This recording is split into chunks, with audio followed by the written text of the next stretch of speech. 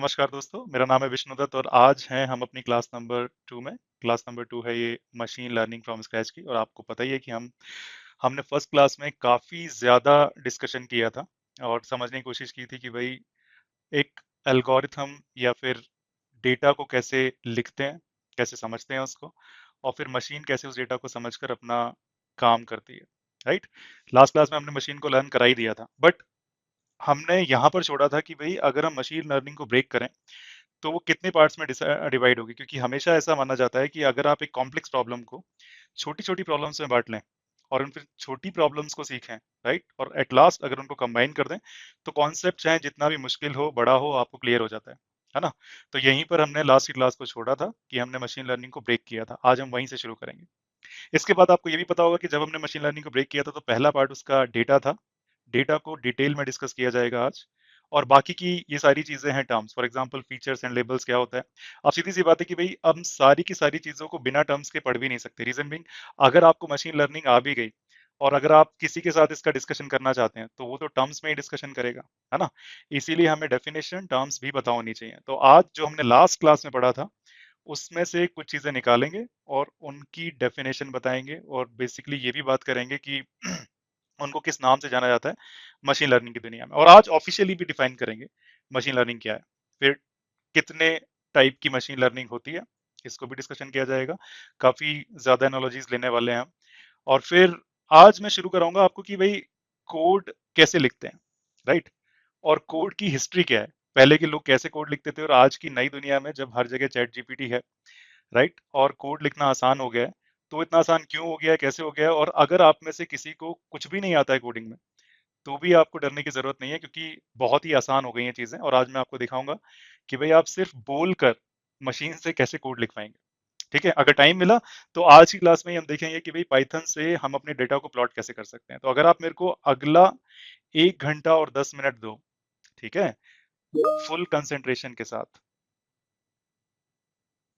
Interesting. मेरी आवाज सभी को आ रही है? आई थिंक किसी ने पूछा है कि आवाज नहीं आ रही है। एक बार कोई कंफर्म करेंगे आवाज आ रही है नहीं आ रही है? यस आ रही है आपको। हाँ जी, ठीक है। और जिसको नहीं आ रही तो प्लीज आप मीटिंग को दोबारा से रिज्वाइन करने की कोशिश कीजिए, हो जाएगा ठीक, है ना।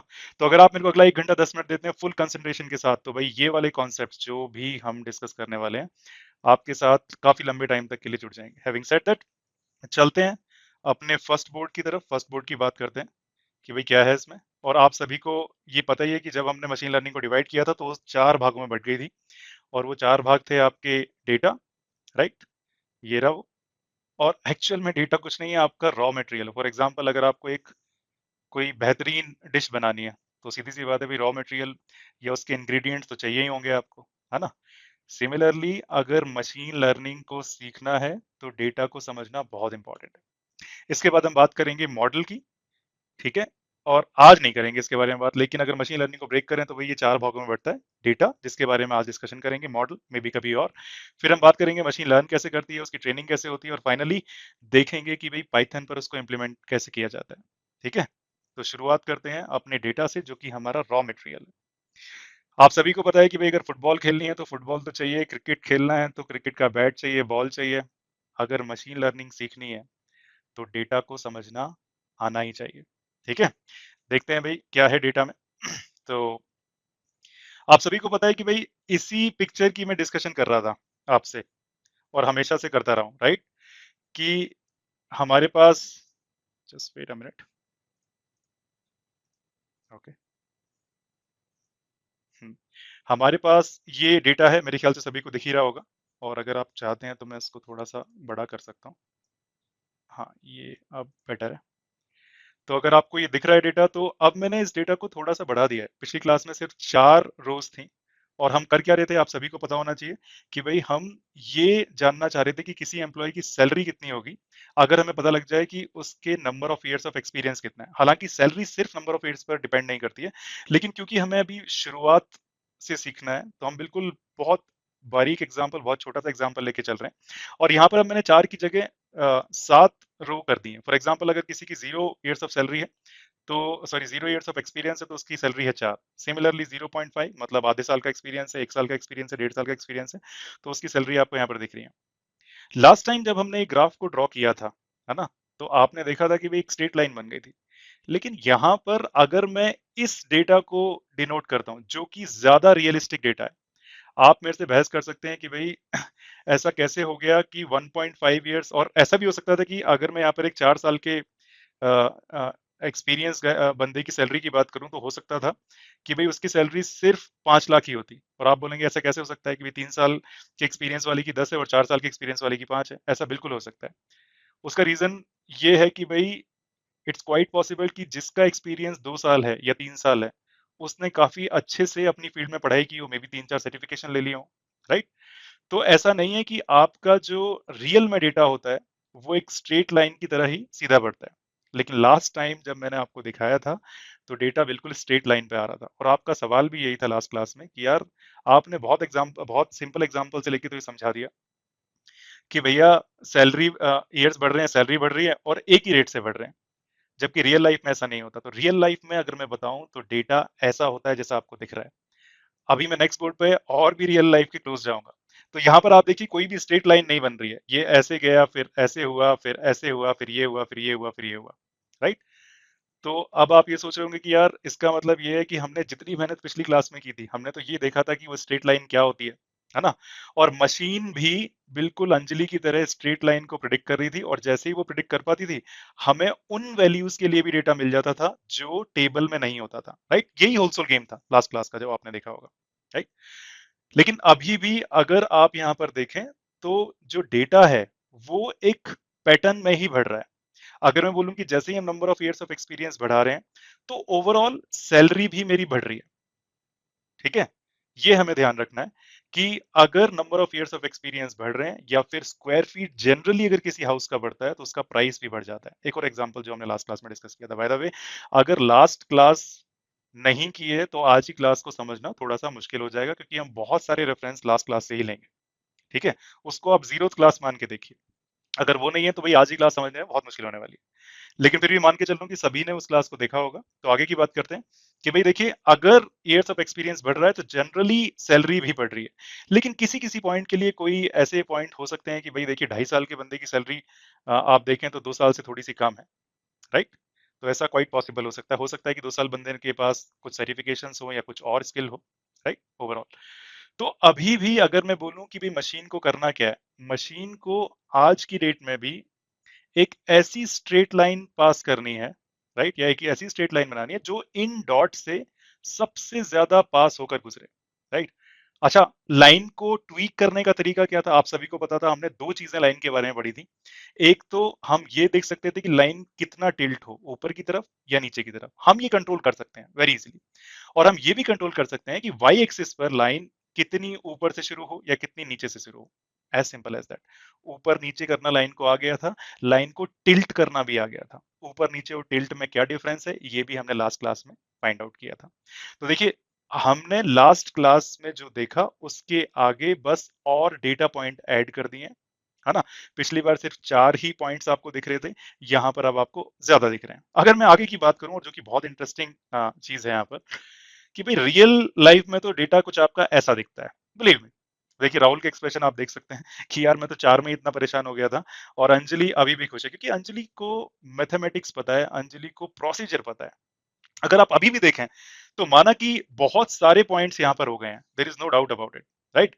लेकिन इंटरेस्टिंग चीज अभी भी एक है यहाँ कि भाई जो पैटर्न है वो वही है। अगर number of years of experience बढ़ रहे हैं तो मेरी सैलरी भी बढ़ रही है ना। हालांकि कोई भी एक लाइन जो ऐसी है कि यहाँ पर बिल्कुल फिट नहीं बैठ रही है, लेकिन हम एग्जैक्टली वही करेंगे जो करते हुए आए हैं। हम मशीन को अभी भी यही बोलेंगे कि भाई आप हमें एक ऐसी लाइन दीजिए जो इन सारे के सारे डेटा पॉइंट जो आपको रेड कलर में डॉट्स दिख रहे हैं, राइट, उनके सबसे करीब से होकर गुजरे। इसी को बोलेंगे कि हम लाइन फिट करना चाहते हैं। क्या पता वो लाइन ये हो, क्या पता वो लाइन ये हो, मुझे नहीं पता। लेकिन मशीन के पास एक ऐसा एल्गोरिथम है, मशीन के पास एक ऐसी टेक्निक है, मशीन को यह भी पता है कि अगर उसने गलती कर दी, फॉर एग्जांपल मानकर देखिए कि मशीन ने बोला कि ये लाइन है सॉल्यूशन आपका, लेकिन थोड़ी देर बाद मशीन को खुद से ही पता लग जाएगा यार मैं तो किसी 8 साल के एक्सपीरियंस वाले बंदे की सैलरी मे बी 3 या 4 लाख ही बता रहा हूँ, जो कि गलत है। राइट, क्योंकि 8 साल की एक्सपीरियंस वाली की सैलरी तो यहाँ पर होनी चाहिए कहीं। इसीलिए तो ये मशीन को पता लगेगा कि भाई मेरे को थोड़ा सा इसको ऊपर टिल्ट करने की जरूरत है। राइट, ये हमने लास्ट क्लास में डिस्कस किया था। तो ओवरऑल जो रियल लाइफ में आपको डेटा दिखता है वो कुछ ऐसा होता है। लेकिन यहाँ पर अगर मैं बात करूं, ये एक स्पेसिफिक टाइप ऑफ प्रॉब्लम है मशीन लर्निंग की, जिसमें अगर एक पैरामीटर बढ़ रहा है तो उस पर बेस्ड दूसरा पैरामीटर भी बढ़ रहा है ना। ऐसा हो सकता है कि कुछ पॉइंट्स के लिए वो कम ज्यादा हो जाए, लेकिन जो पैटर्न है वो लगभग एक लाइन जैसा ही है। तो हमें बेस्ट फिट लाइन ढूंढनी है जो कि हमारी मशीन हमें बना कर देगी। ठीक है, तो पिछली क्लास में यही आपके सारे के सारे क्वेश्चंस थे, तो जो कि मैंने सोचा कि पहले ही इनको इंक्लूड कर लें। और अभी हम डेटा की बात कर रहे हैं, तो भाई डेटा जो आपको मिलेगा रियल लाइफ में वो कुछ ऐसा दिख रहा होगा। ओके, तो मेरे ख्याल से आपको ये बात समझ में आ गई है, तो आगे चलते हैं। और बाय द वे, अगर नहीं आई है तो हैंड रेस कर सकते हैं, क्योंकि मैं कभी भी फॉर एग्जांपल 20 मिनट में 25 मिनट में रुक कर देखूंगा, जितने भी लोगों के हैंड रेस हैं उनके सारे के सारे आंसर करेंगे और फिर चलेंगे आगे। आगे की बात करते हैं। तो ओके, आगे की बात करें तो भाई अब है हम यहाँ पर थोड़ी सी टर्म्स पढ़ने की कोशिश करते हैं। देखिए, यहाँ पर मैंने क्या किया है, यहाँ पर मैंने नंबर ऑफ ईयर्स जो है, राइट, उसको कुछ इस फॉर्म में लिख दिया है। मतलब कि एक मैंने ब्रैकेट लगाया और उसके बाद मैंने जितनी भी यहाँ पर वैल्यूज थी मेरी, 0, 0.51, 1.52, 2.53, ये सब लिख लिया, है ना। बाय द वे, मैं आपको ये ऐसा इसलिए लिखना सिखा रहा हूँ क्योंकि जब हम प्रोग्रामिंग करेंगे या कोडिंग करेंगे तो आपको देखकर ज्यादा ताज्जुब ना हो। क्योंकि भी देखिए, जब हम कंप्यूटर से कुछ काम लेना चाहेंगे तो हमें कंप्यूटर को डेटा देना पड़ेगा, राइट। और डेटा मैं कुछ इस फॉर्म में तो दे नहीं सकता हूँ कि भाई मैं एक टेबल बना दूं और उससे, हालांकि ये भी पॉसिबल है, लेकिन कभी कभी हमें डेटा को कुछ स्पेसिफिक तरीके से लिखना पड़ता है। आगे आने वाले टाइम में आप देखेंगे कि भाई ये पाइथन के अंदर एक लिस्ट को रिप्रेजेंट करता है। और अगर आपको पाइथन की कोई इंफॉर्मेशन नहीं है तो कोई प्रॉब्लम नहीं है, हम पाइथन को अंदर घुसकर पढ़ने ही नहीं वाले हैं, राइट। क्योंकि हम तो सिर्फ अपना काम देखेंगे कि हम जो भी पढ़ेंगे वो कैसे होगा पाइथन में। ठीक है, तो सीधी सी बात है, ये जो डेटा ऐसे लिखा हुआ था ऊपर से नीचे की तरफ, मैंने ब्रैकेट लगा के ऐसे लिख दिया, as simple as that. Similarly जो सैलरी ऐसे लिखी हुई थी ऊपर से नीचे की तरफ, मैंने ब्रैकेट लगा के उसको नाम दे दिया सैलरी का।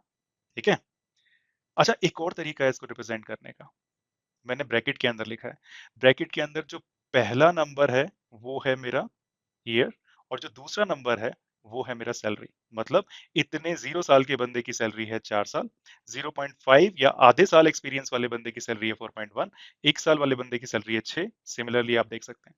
तो ये डेटा को लिखने का तरीका है। आप चौंक ना जाओ जब हम प्रोग्रामिंग करें, इसीलिए मैंने ऐसा भी लिखना शुरू किया है। ठीक है, अच्छा, अब बात आती है कि इसको कुछ नाम देते हैं। ये जो हमारा ईयर्स है, ये है हमारा इनपुट। ठीक है, या इसको हम फीचर भी बोलते हैं। अब आप बोलोगे कि यार क्या ये सैलरी इनपुट नहीं है, राइट। क्योंकि आपने तो हमें यही बताया था पिछली क्लास में कि भाई मशीन को हम ये दोनों डेटा देते हैं और जो डेटा देते हैं उसको हम इनपुट बोलते हैं। यहां पर एक हल्का सा कैच है कि हम सिर्फ ईयर्स को, जिस पर हमारी सैलरी डिपेंडेंट है ना, उसको इनपुट बोल रहे हैं या उसको फीचर बोल रहे हैं। और ये जो सैलरी है, इसको हम बोलते हैं आउटपुट या फिर लेबल। अब आप कहेंगे कि यार क्यों टर्म्स थ्रो कर रहे हो, क्या मतलब है ये बताओ। तो भाई मतलब जानने के लिए चलना पड़ेगा हमारे नेक्स्ट बोर्ड में, और जरा ध्यान से समझना कि अब पूरी की पूरी जो मशीन लर्निंग है उसका जो कॉन्सेप्ट है वो आपको इस बोर्ड में बिल्कुल क्लियर हो जाना चाहिए। ठीक है, देखिए क्या हो रहा है।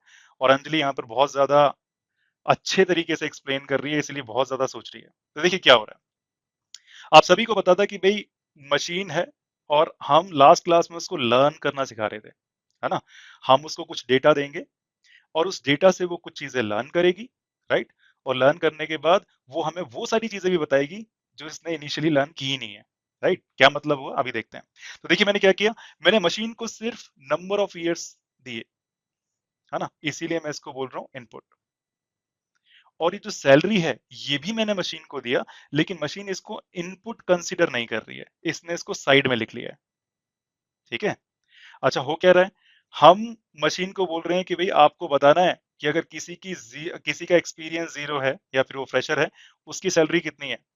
किसी का एक्सपीरियंस आधा साल है, 1 साल है, 1.5 साल है, 2 साल है, 2.5 साल है, 3 साल है, उनकी सैलरी कितनी है आपको बताना है। तो मशीन अब सोच में पड़ गई है कि भाई मेरे को प्रिडिक्ट करना पड़ेगा। ठीक है, अच्छा, आपको ये भी मैंने लास्ट क्लास में बताया था कि भाई जो लाइन है ना, उसको रिप्रेजेंट कर सकते हैं हम इससे W इंटू जो भी आपकी number of years of experience था प्लस बी इनिशियल सैलरी थी, मतलब फ्रेशर की सैलरी कितनी होगी जो कि आपकी 4 है, आपको पता ही है। हमें डब्ल्यू को प्रिडिक्ट करना था, ठीक है, कि भाई ये डब्ल्यू कितना होगा, या फिर हमें डब्ल्यू और बी को बताना था जिससे कि कॉस्ट सबसे ज्यादा कम हो। अगर ये नहीं समझ में आ रही है लाइन तो मैं फिर से रिपीट कर रहा हूँ। देखिए जो मशीन है ये आपके नंबर ऑफ ईयर्स लेगी, है ना, और उसके बाद ये एक फॉर्मूला बनाएगी, और फॉर्मूला बनाने के लिए इसको डब्ल्यू की जरूरत है, मतलब लाइन की जरूरत है ना। और अगर उसने वो फॉर्मूला बना लिया तो फिर वो उन वैल्यूज के लिए भी सैलरी बताना शुरू कर देगी जो कि इस नंबर ऑफ इयर्स या फिर इनपुट में है ही नहीं। अभी इनपुट में क्या है, 0, आधा साल, 1 साल, 1.5 साल, 2 साल, 2.5 साल, 3 साल, लेकिन इनपुट में 4 नहीं है, 5 नहीं है, 6 नहीं है, मतलब 4 साल के बंदे की सैलरी क्या होगी ये नहीं है पता, 5 की क्या होगी ये नहीं पता, 6 की क्या होगी ये नहीं पता, लेकिन मशीन यही काम है उसका। उसने इनपुट लिया, नंबर ऑफ इयर्स लिया, उसने डब्ल्यू कैलकुलेट किया, और उसके बाद एक फॉर्मूला खुद ब खुद बनाया, जिसके बाद अब ये कहने में समर्थ होगा कि भैया 4 साल के बंदे की सैलरी कितनी है, 5 की कितनी है, या 10 की कितनी है, सब आपको बताएगा, राइट। अच्छा, अब बात आती है कि मशीन ने वो फॉर्मूला बनाया कैसे। ठीक है, मैं आपको फिर से वो एक्सप्लेन कर रहा हूँ। ये जो इनपुट है इसको, या जो हमारा नंबर ऑफ ईयर्स है इसको हम इनपुट बोलते हैं, या फिर हम इसको फीचर भी बोल सकते हैं, या आप ध्यान रखिएगा, ठीक है। अच्छा, मशीन बताती कैसे है या पता कैसे लगाती है कि भाई कौन सा डब्ल्यू बेस्ट होगा। मशीन तो किसी भी डब्ल्यू से शुरू हो जाती है, आपको पता है कि उसको लाइन ढूंढनी है फाइनली, वो तो किसी भी लाइन से शुरू हो जाती है, और ये लाइन कितनी टिल्ट है वही बताता है आपका डब्ल्यू। अगर ये लाइन कम टिल्ट है और आपको ज्यादा करना है तो भाई उस डब्ल्यू को बढ़ा देगा। अगर लाइन ज्यादा बड़ी ऊंची हो गई है तो उसको नीचे की तरफ लाना है तो डब्ल्यू को घटाना पड़ेगा आपको, दैट्स इट। और ये जो काम है ये कौन करता है, ये एक एल्गोरिथम करता है। ये एल्गोरिथम किसने बनाया है, ये हम जैसे किसी लोगों ने बना दिया, राइट। अच्छा, चेक कैसे करेगा, फॉर एग्जाम्पल इसने बताया कि भाई डब्ल्यू को 1 होना चाहिए। जैसे ही आपने डब्ल्यू इज इक्वल टू 1 रखा यहाँ पर और बी इज इक्वल टू 4 रखा तो आपकी सैलरी निकल के आ जाएगी, है ना। तो जैसे ही आप ये देखेंगे तो आपका पता लगेगा कि रियल सैलरी कितनी थी। रियल सैलरी थी 4.1, और जो आपकी मशीन है मानकर देखिए वो 3.1 बता रही है, तो हो गई गड़बड़ी। लेकिन इससे मशीन को ये पता लगेगा कि मैंने जो W की वैल्यू कैलकुलेट की है वो बिल्कुल गलत है, राइट। अभी मुझे कुछ ऐसा करना पड़ेगा ताकि ये 3.1 से बढ़कर शायद 4.1 की तरफ हो जाए, ठीक है। नहीं समझ में आया, कोई प्रॉब्लम नहीं है। मैं सिर्फ इतना सा बताना चाह रहा हूँ कि भाई ये जो बंदा है, ये जो सैलरी है, ये इनपुट नहीं है, इसको ऐसे इनपुट यूज नहीं कर रहे हैं। इनपुट तो था हमारा नंबर ऑफ ईयर्स, राइट। इसको मैं एक और एग्जांपल से समझा सकता हूँ। फॉर एग्जांपल मानकर देखिए कि हमारे पास एक बच्चा है और ये हमारे हैं टीचर साहब, है ना। टीचर जी ने बच्चे को एक प्रॉब्लम दी कि आप बताइए 2 into 5 कितना होगा, ठीक है। अभी बच्चा जो ये लर्निंग स्टेज में है, इसको 2 का पहाड़ा नहीं आता है, तो इसने बोला कि 2 into 5 होगा 9, है ना। अब मास्टर जी को तो पता है 2 into 5 का मतलब क्या है, 2 into 5 का मतलब है 10, इनको पता है ऑब्वियसली। बच्चे ने लिखा 9, तो मास्टर जी बोलेंगे कि भाई आप आंसर के पास तो हैं लेकिन फिर भी गलत है, थोड़ा सा बढ़ाइए, ठीक है। या अगर बच्चे ने बोला होता 2 into 5 = 7, तो इन्होंने बोला था थोड़ा सा और बढ़ाइए, ज्यादा बढ़ाइए।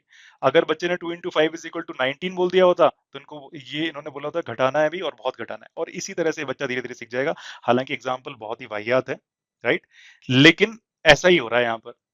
मशीन ने जैसे ही देखा कि भाई number of years of experience 0 आया है ना, इसने खुद से ही कुछ ना कुछ वैल्यू डब्ल्यू की बना ली थी, लेकिन इसने देखा कि सैलरी निकल कर आई 3 साल। अब इसने ये जो सैलरी आप मशीन को दे रहे हो, ये मानकर चलिए कि ये मास्टर जी हैं, है ना।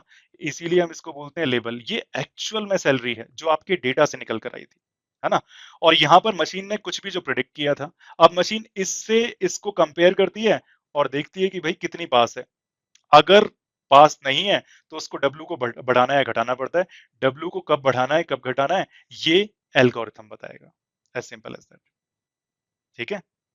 एक बार हमें इक्वेशन पता लग जाए कि y is equal to W into salary plus B, अगर हमें w और b दोनों पता लग गए तो अब मेरी मशीन के पास ये फॉर्मूला होगा।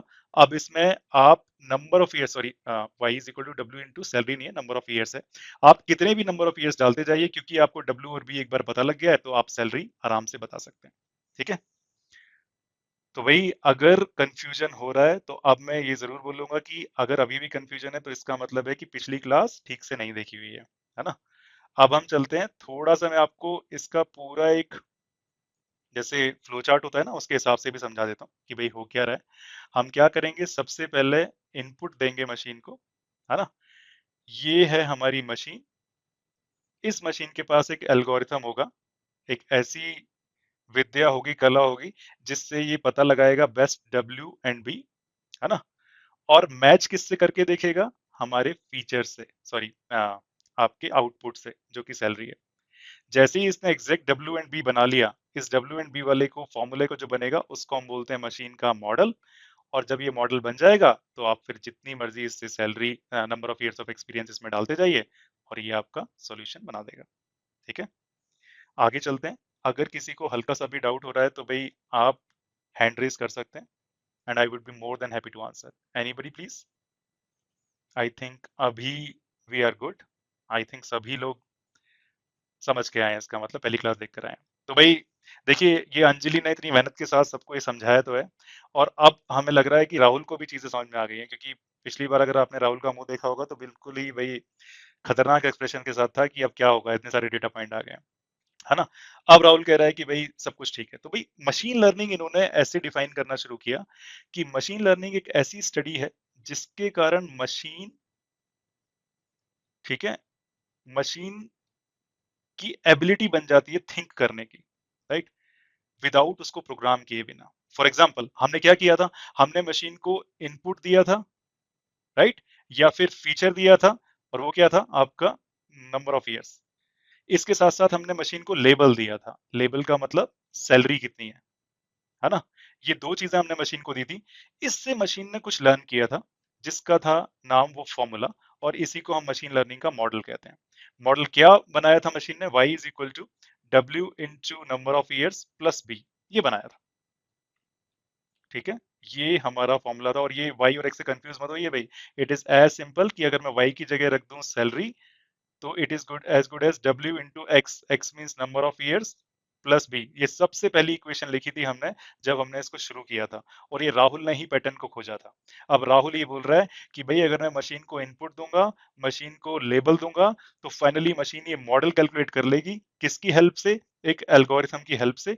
और एक्चुअल में अब जब ये मॉडल बन जाएगा, तो अब हम किसी भी इनपुट के लिए इस मशीन को कॉल कर सकते हैं, इस मशीन से पूछ सकते हैं कि भैया आप बताओ हमें कि एक ऐसे बंदे की सैलरी जिसका number of years of experience 17 years है। आपको याद होगा पहली क्लास में इस सिचुएशन में आके मशीन रोने लगी थी कि भाई मुझे नहीं पता 17 ईयर्स के एक्सपीरियंस के बंदे की सैलरी कितनी है, क्योंकि डेटा में नहीं है, क्योंकि डेटा में सिर्फ 4 ही पॉइंट थे। अब मशीन ने ये फॉर्मूला भी खुद ही बनाया, ठीक है, और हम आगे वाली 3-4 क्लासेस में यही देखने वाले हैं कि फॉर्मूला कैसे बना है, वो एल्गोरिथम कौन सा था जिसके कारण डब्ल्यू और बी की वैल्यू फाइंड हुई थी। लेकिन अभी मशीन ने क्या किया, मशीन ने ये बोला कि 17 ईयर्स के बंदे की सैलरी इतनी है। कितने कॉन्फिडेंस के साथ साथ बोलेगी, ये भी बताएगी कि मैं अपने आंसर में 96% कॉन्फिडेंस कॉन्फिडेंट हूँ। It is going to be amazing. तो भाई machine learning is the field of study which gives machine the ability to think without being explicitly program. इसका मतलब ये था कि हमने मशीन में ये बिल्कुल नहीं बोला है कि if salary is equal to 17 then sorry if number of years is equal to 17 then salary is going to be this। Machine को हमने प्रोग्राम नहीं किया इसके लिए, मशीन ने खुद ब खुद फॉर्मूला निकाला है और उसके बाद ये सॉल्यूशन दिया है। ठीक है, आगे चलते हैं, मेरे ख्याल से we are all good till now. अब देखते हैं यहाँ पर कि भाई हमारी कितने टाइप की मशीन लर्निंग होती है ना, और जो हम नहीं पढ़ रहे होंगे इस पूरे कोर्स में उसको हम डिफाइन करने से भी बचेंगे। तो सबसे पहले अगर मैं बात करूं तो भाई मशीन लर्निंग को अगर डिवाइड करें, मेरे ख्याल से मशीन लर्निंग आप सभी को पता लग गई है, मशीन को थिंक करने पे मजबूर करना ताकि वो उन चीजों के भी आंसर दे पाए जिसके लिए उसको प्रोग्राम नहीं किया है। ये है मशीन लर्निंग की डेफिनेशन। ठीक है, कैसे करेंगे वो हमने दिखा है मोटे मोटे तौर पे। इसके 3 डिफरेंट पार्ट रहते हैं, एक है हमारा सुपरवाइज लर्निंग, एक है अनसुपरवाइज लर्निंग, और एक है रीइंफोर्समेंट। हम जो भी इस कोर्स में पढ़ने वाले हैं वो सिर्फ सुपरवाइज पढ़ेंगे, और बाय द वे आपका जो चैट जीपीटी है ये भी एक सुपरवाइज्ड लर्निंग की ही देन है ना। लेकिन ये एक स्टेप आगे है, हम जो भी पढ़ रहे हैं मशीन लर्निंग है, मशीन लर्निंग के एक स्टेप आगे है डीप लर्निंग, जिसके कारण आपका चैट जीपीटी या फिर आपके जितने भी बड़े लार्ज लैंग्वेज मॉडल जो आप देखते हो, चाहे ग्रॉक हो चाहे जेमिनाई हो, ये सभी सुपरवाइज लर्निंग पे बने हैं, राइट। आगे की बात करते हैं कि अगर सुपरवाइज लर्निंग की बात करें तो इसमें सिर्फ इतनी सी होता है कि हम मशीन को फीचर्स देंगे, इनपुट देंगे, और भाई मशीन फिर थोड़ी देर बाद उससे लर्न करके प्रिडिक्ट करना शुरू कर देगी उन वैल्यूज के लिए भी जो कि डेटा सेट में थी नहीं। इसके दो तरीके होते हैं सुपरवाइज लर्निंग के, या दो भागों में बांट सकते हैं। एक तो है रिग्रेशन, जो हम अभी पढ़ रहे हैं। रिग्रेशन का मतलब होता है कि भाई किसी कंटिन्यूअस वैल्यू को फाइंड करना। कंटिन्यूअस वैल्यू, इसका क्या मतलब हुआ? अरे भाई हम ये फाइंड करना चाहते हैं कि अगर मेरे पास स्क्वायर फीट है घर का, राइट, और बहुत सारी स्क्वायर फीट है, 1500, 1200, 1300, राइट, तो उसका प्राइस कितना होगा? तो हमेशा एक कंटिन्यूअस वैल्यू निकल के आ रही होगी आपकी, है ना? एक वैल्यू आंसर नहीं होगा। ऐसा हो सकता है दूसरे पॉइंट पर आंसर दूसरा हो जाए, तीसरे पॉइंट पे तीसरा हो जाए, और प्राइस कितना भी हो सकता है, राइट।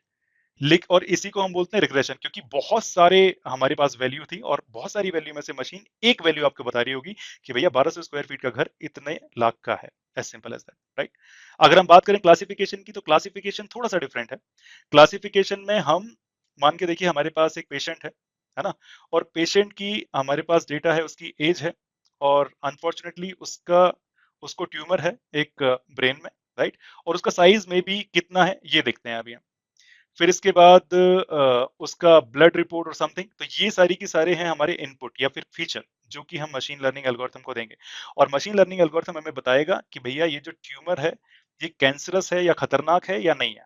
ठीक है, अगर साइज बहुत कम है और एज बहुत ज्यादा है, राइट, या एज कम में साइज कम है, उसके हिसाब से बताएगा कि भाई ट्यूमर जो है ये खतरनाक है या नहीं। इसका मतलब ये सिर्फ क्लासिफाई कर रहा है कि बेसिकली ये कैंसरस है, खतरनाक है, या फिर नहीं है। यस और नो, दैट इज इट। इसके बाद हम इसको ये भी बोल सकते हैं कि मान लीजिए आपके पास कोई ईमेल आई और आपने एक ऐसा प्रोग्राम या मशीन लर्निंग का मॉडल बनाया जो कि आपको ये बता रहा है कि जो ईमेल है ये स्पैम है या नहीं है। यस और नो। अगर हम सिर्फ क्लासिफाई कर रहे हैं, अच्छा ऐसा नहीं है कि दो पार्ट में क्लासिफाई कर सकते हैं, पार्ट तीन भी हो सकते हैं, चार भी हो सकते हैं, लेकिन कंटिन्यूअस नहीं होगा। फॉर एग्जाम्पल रिग्रेशन में तो आप देखिए ना कितने सारे स्क्वायर फीट साइज हो सकता है और फिर कितने सारे स्क्वायर फीट साइज के करस्पॉन्डिंग प्राइस हो सकता है। लेकिन अगर हम क्लासिफिकेशन की बात करें तो क्लासिफिकेशन में कुछ ही पार्ट हो सकते हैं, कुछ ही भागों में क्लासिफाई कर सकते हैं आप, सीधी सी बात है, राइट। तो आगे वाले बोर्ड में मैंने एक और एग्जांपल सिर्फ इसीलिए लिया है ताकि हमें समझ में आ जाए। और हाँ, बाय द वे, दूसरे टाइप की जो मशीन लर्निंग है वो अनसुपरवाइज्ड है। अनसुपरवाइज्ड में हम मशीन को डेटा तो देते हैं लेकिन मशीन को हम लेबल नहीं देते, है ना। अभी हमने क्या किया था, देखिए मशीन को हम ये तो सब देंगे, एज, साइज, फिर उसकी blood report and so many thing, और इसी को हम इनपुट बोलते हैं, है ना। अब जब मशीन इस इनपुट को देखेगी तो उसके हिसाब से खुद ही पैटर्न निकालना शुरू कर लेगी। इसको हम अनसुपरवाइज कहते हैं। हम सुपरवाइज नहीं कर रहे हैं मशीन को। हम मशीन को ये नहीं बता रहे हैं कि भैया ये जो पिक्चर है ये कैट की है, ये वाली भी कैट की है, या ये फिर डॉग की है। हम उसको लेबल डेटा नहीं दे रहे हैं। लेबल डेटा का मतलब यही था जो हमने अभी देखा था, राइट। लेबल डेटा का मतलब अगर number of years of experience पता है, उसने कितने सर्टिफिकेशन किए हैं कि ये पता है, तो इसके बेसिस पर आप उसकी सैलरी को प्रिडिक्ट कर सकते हैं। ये लेबल था, ये आपके इनपुट थे, है ना। यहां पर हम सिर्फ मशीन को इनपुट देंगे और मशीन खुद ही कैटेगराइज करने की कोशिश करेगी कि भैया क्या चल रहा है। ठीक है।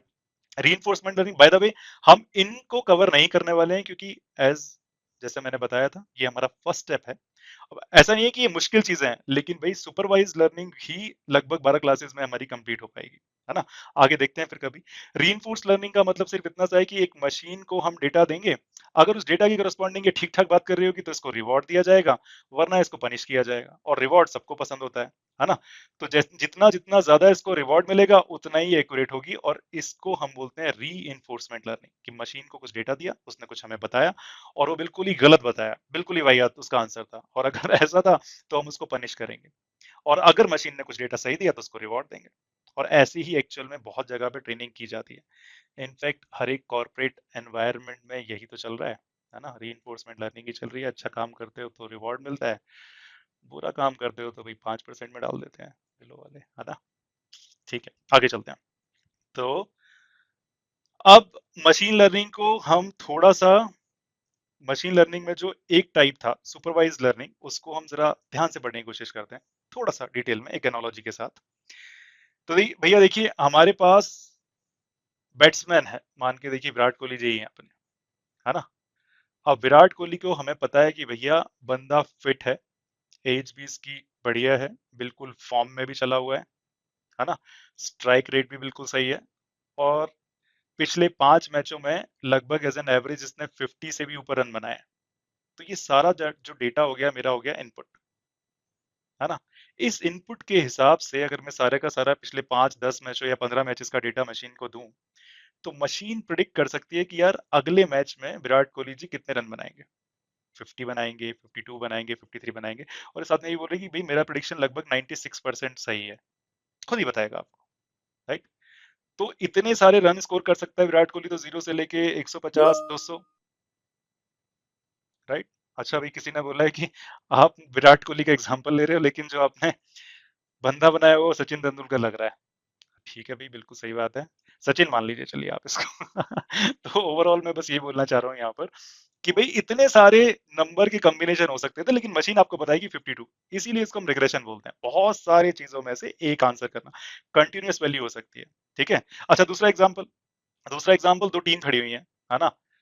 अब यहाँ भी आपने अंदाजा लगा ही लिया होगा, बाय द वे मैंने जानबूझ के सेलेक्ट नहीं किया था कि ये ग्रीन कलर है, ये ब्लू कलर है। ब्लू तो सेलेक्ट किया था, तो ये इंडिया है भाई और ये पाकिस्तान है ना। अब मशीन को आपने डेटा देना शुरू किया, पास्ट एक्सपीरियंस का, बॉलर्स कौन कौन से हैं, बैट्समैन कौन कौन से हैं, फलाना बहुत सारी चीजें। और इसके बेस पर मशीन ने क्लासिफाई कर दिया कि अगला मैच तो भाई इंडिया ही जीत रही है, और मैं इसमें 90% श्योर हूँ। तो ये मशीन ने क्लासिफाई किया विन वर्सेस लॉस। हम इसी कोर्स में ये दोनों चीजों को ही सीख रहे हैं। इनफैक्ट रिग्रेशन का तो हमें काफी अच्छा आइडिया हमें फर्स्ट क्लास में मिल गया था, लाइक राइट। लेकिन आते आते जब हम पांच या छठी क्लास, फिफ्थ या सिक्स क्लास में पहुंचेंगे, तो हमारे को रिग्रेशन बिल्कुल क्लियर हो जाएगा कि हम बहुत सारे इनपुट्स मशीन को देंगे, बहुत सारा डेटा मशीन को देंगे, फिर मशीन उस डेटा से लर्न करेगी, है ना, अपने एल्गोरिथम की मदद से। और उसके बाद वो सारी वाली बातें बताना शुरू कर देगी जो इस डेटा में नहीं थी। यही तो मशीन लर्निंग है, एज सिंपल एज दैट, ठीक है। And thank you so much Sayed ji कि आपने हैंड रेस किया। सैयद जी, क्वेश्चन हाँ जी। पूछिए आप। ये रिग्रेशन और क्लासिफिकेशन का डिफरेंस मुझे ठीक से समझ में नहीं आया। दोनों एक जैसे ही लग रहे हैं, क्योंकि रिग्रेशन में आप जो बता रहे हैं वो भी प्रेडिक्शन है और क्लासिफिकेशन में जो बता रहे हो आप वो भी प्रेडिक्शन है। So what is the difference? बिल्कुल सही बात, बिल्कुल सही क्वेश्चन पूछा। देखिए, प्रिडिक्शन मशीन लर्निंग है, तो मशीन लर्न करने के बाद प्रिडिक्ट तो दोनों में ही करेगी, है ना। आपने कॉमन चीज देख ली। मैं ये बता रहा हूँ कि आप जरा सोचकर देखिए कि इन जीतने के या फिर क्या प्रोबेबिलिटी हो सकती है कि ये जो हमारी टीम्स हैं, राइट, अगर मैं बोलूं कि भाई इसका आपको या फिर मशीन को सिर्फ ये बताना है कि विन करेगी इंडिया की टीम, लूज करेगी इंडिया की टीम, या फिर ड्रॉ, सिर्फ इतना ही तो हो सकता है सैयद जी, आउटपुट, राइट। बिल्कुल लेकिन अगर मैं बिल्कुल। विराट कोहली के नंबर की बात करूं, रन की बात करूं, तो वो भाई जीरो से लेके बहुत सारे हो सकते हैं। अगर टेस्ट मैच है तो 500 तक भी जा सकता है, यस। राइट। तो यहां पर आप क्लासिफाई कर रहे हो सिर्फ दो या तीन पार्ट में, विन लूज या ये, राइट। यहां पर आपको जीरो से लेके 500 तक कुछ भी नंबर हो सकता है भाई, राइट। फॉर एग्जाम्पल सैलरी के केस में भी आप इनपुट तो दे दीजिए कि भाई सर्टिफिकेशन कितने की हुए, number of years of experience कितना है, एज कितनी है, दुनिया भर का इनपुट दे दीजिए। और सैलरी की जो रेंज है वो भाई आपकी 1 लाख से लेके या जीरो से लेके मे बी 25 लाख तक, कितने सारे नंबर हैं। इन नंबर में से एक नंबर ढूंढ के बताने वाली है आपको मशीन, ठीक है। अच्छा मेरे ख्याल से बात अच्छा। क्लियर है अभी। यहां पर जो आउटपुट है जो आपके पास आएगा प्रिडिक्टेड वैल्यू, उसमें बहुत सारी प्रिडिक्टेड वैल्यू हो सकती है। मशीन ने एक बताई है आपको, यहां पर सिर्फ क्लासिफाई करना है मशीन को, इसीलिए इसका नाम क्लासिफिकेशन है, इसका नाम रिग्रेशन है, ठीक है। ओके। बट शानदार सो क्वेश्चन है, थैंक यू सो मच। हाँ हाँ जी, बोलिए। रिग्रेशन का मतलब ये होगा कि if you have ample of data which needs to be analysed तो वो रिग्रेशन होगा। Classification is a very short prediction. नहीं, is what I understood. Classification में भी इनपुट डेटा तो बहुत सारा हो सकता है। अरे भाई, ये जो पाकिस्तान की टीम या फिर इंडिया की टीम है, इसमें कितने लोग हैं, कितने साल का एक्सपीरियंस है, कितने नंबर बनाए, इनपुट तो बहुत ज्यादा रहेगा। लेकिन जो आउटपुट है उस वो क्लासिफिकेशन मींस दो या तीन ही है, ओके राइट। क्लियर। यहां पर भी देखिए इनपुट तो बहुत ज्यादा है, एज सिंपल एज दैट, लेकिन जो आउटपुट है वो भी बहुत ज्यादा राइट। है ना। अभी मेरे समझ। ख्याल से बात ये क्लियर है। But thank you so thank much, you आपने थैंक ये सवाल पूछा। बहुत लोग जो फिर इसको ऑफलाइन देखेंगे उनको बात समझ में आएगी। Thank you so much Sayed ji. आगे बात चलते हैं, करते हैं मिस्टर संजय जी से बात। संजय जी, आप अपना क्वेश्चन पूछिए प्लीज। हाँ, विष्णु। सो मेरा क्वेश्चन है, जो आपने बताया कि रिग्रेशन जो है ये चैट जीपीटी यूज करता है, ठीक है। तो जो चैट जीपीटी में तो अपन एक इनपुट डालते तो वो क्या इतना मतलब एनालिटिकल करके लाता है डेटा, जो आप बोल रहे हो कि बहुत सारे डेटा से, तो हाँ, रिग्रेशन पूरे का वो पूरे एग्जांपल आप दे रहे थे। हाँ, पूरे जहान का डेटा उसको पढ़ाया हुआ है, बिलीव मी। लेकिन हम सही बताएं तो अभी चैट जीपीटी को समझने की स्थिति में ही नहीं है, right. It is as good as कि हमने नेटवर्किंग की अभी शुरुआत की है, आईपी एड्रेस पढ़ लिया हमने, और आईपी एड्रेस का लॉजिक जान लिया, और दो कंप्यूटर की आपस में बात करा दी, और अब हमें लग रहा है कि यार मजा ही आ गया बस। बट बिलीव मी, जब आप बीजीपी को सीखेंगे और पूरी दुनिया के कंप्यूटर से कनेक्ट करेंगे, तो यहाँ पर डिफरेंट काइंड ऑफ लर्निंग है। यहाँ भी हमें, मैंने आपको बोला है कि ये जो चैट जीपीटी है, ये सुपरवाइज्ड लर्निंग का एक एग्जांपल है। लेकिन सुपरवाइज्ड लर्निंग में भी सिर्फ ये दो ही नहीं होते हैं, रिग्रेशन एंड क्लासिफिकेशन। इसमें एक डीप न्यूरल नेटवर्क करके भी चीज होती है। हम जो चैट जीपीटी वाली प्रॉब्लम है जो आप सबको दिख रहा है, वो हम इस मॉडल से या मशीन लर्निंग से सॉल्व कर ही नहीं सकते हैं। इसीलिए बेसिकली डीप लर्निंग आया। लेकिन ये 100% गारंटी है कि जब आप ये मशीन लर्निंग का कोर्स कर लोगे तो आपको समझ में आ जाएगा कि यार यहाँ पर रुकेंगे नहीं, अब आगे भी बढ़ना पड़ेगा, क्योंकि बहुत ज्यादा चीज तो अभी बच गई है। ठीक है Sanjay ji? Okay, thank you. ठीक है, प्रत्यदीप साहू जी अपना क्वेश्चन पूछिए। या विष्णु, सो एक ऐसा डाउट है कि लाइक आप जैसे बोले ना कि जैसा रिग आई एम होता है उसमें अगर सैलरी हम लेंगे तो हाँ हाँ, from a lot of date, sorry, आपकी आवाज बीच में या कट गई थी, सो लेकिन हाँ। फ्रॉम, ओके, अब आवाज आ रही है? हाँ जी। हाँ, तो क्लास रिग्रेशन में आपने बोला था ना कि अगर सैलरी होना चाहिए तो सर्टिफिकेशन, ईयर्स, प्रमोशन, ये सब ऐड होके from a lot of salary range from 0 to 1 lakh, वो एक आउटपुट देगा, ओके। एंड सेकंड वाला क्लासिफिकेशन में आप बोले थे कि जैसा विराट कोहली का जैसा आपने फिट, एज, वो सब मैटर करता है। उसके बाद वो प्रेडिक्ट करके बोलेगा कि विन होगा या लूज होगा या ड्रॉ होगा मैच, ओके। सो यही बोल सकते हैं कि सैलरी का जो है वो क्लासिफिकेशन में नहीं जा सकता, और जो क्लासिफिकेशन में फिट नहीं हो सकता, एंड जो मैच है वो रिग्रेशन में फिट नहीं हो सकता, शानदार, मतलब बिल्कुल बिल्कुल, आप जो बोल रहे हैं एग्जैक्टली यही है इसका ध्येय जो मैं समझाना चाहता था। वैसे। बिल्कुल सही है। And thank you so much for these lovely questions. आगे चलते हैं, ठीक है। अब बात करते हैं कि भाई बैक टू डेटा, है ना। और ये वाली जो स्लाइड है, ये एक और है बस। आज इससे ज्यादा हम दिमाग पर जोर नहीं डालेंगे, उसके बाद बहुत सिंपल चीजें हैं हमारे पास पढ़ने को, ठीक है। लेकिन भाई देखिए हो क्या रहा है यहाँ पर। जैसा कि मैंने आपको बताया था कि अभी तक हमने एक सिंपल सी इक्वेशन पढ़ी थी, है ना, जिसमें हमारा जो सैलरी थी वो 2 into नंबर ऑफ ईयर्स +4 था। ये 4 तब जब भाई ये नंबर ऑफ ईयर 0 हो जाएंगे तो सैलरी 4 लाख हो जाएगी, ये था। तो ये है हमारा 4 और ये हमारा 2, इसी को हमने नाम दे दिया था W और इसको नाम दे दिया था हमने B। लेकिन अब आप जरा सोचकर देखिए कि भाई मशीन ने इसको फॉर्मूले को प्रिडिक्ट भी कर लिया और बताना भी शुरू कर दिया, लेकिन रियल लाइफ में जो सैलरी है वो सिर्फ नंबर ऑफ ईयर्स पे डिपेंडेंट नहीं होती है ना। तो मैंने क्या किया यहाँ पर, एक और पैरामीटर डाल दिया जिसका नाम, या फिर एक और इनपुट डाल दिया जिसका नाम है हमारा सर्टिफिकेशन। ये हो गया मेरा सर्टिफिकेशन, ये हो गया number of years of experience. और अब ये जो W1 और W2 जिनको हम वेट्स भी बोलते थे, अब हमारे पास एक वेट नहीं है, अब हमारे पास दो वेट है। देखिए बी तो सिंपल है, शुरुआत कहां से होगी, जब ये number of years of experience भी 0 है और एक भी सर्टिफिकेशन भी 0 है, तो सैलरी कितनी होगी वो हमने मान कर देखी थी 4 lakhs। किसी बेचारा इंजीनियरिंग कॉलेज से निकला है कोई बच्चा, और उसने बोल दिया कि भैया 4 लाख सैलरी होगी, क्योंकि अभी इसको कुछ नहीं आता है, हम इसको ट्रेन करेंगे, सिखाएंगे, राइट। लेकिन आप जरा ध्यान से देखिए तो अब आगे के जो लोग हैं जिनका 1 साल का एक्सपीरियंस है, 5 साल का एक्सपीरियंस है, 10 साल का एक्सपीरियंस है, राइट, उनका सिर्फ नंबर ऑफ ईयर्स पे डिपेंड नहीं करेगा उन्होंने कितने सर्टिफिकेशन किए हुए हैं, राइट। या फिर आप बोल सकते हैं कि यार कभी कभी तो कंपनीज एज को भी प्रिडिक्शन में ले लेती हैं कि यार एज ज्यादा है, बहुत ज्यादा एज हो गई तो फिर सैलरी अब हम कम दे देंगे या सैलरी हम ज्यादा दे देंगे, डिपेंड डिपेंड करता है, राइट।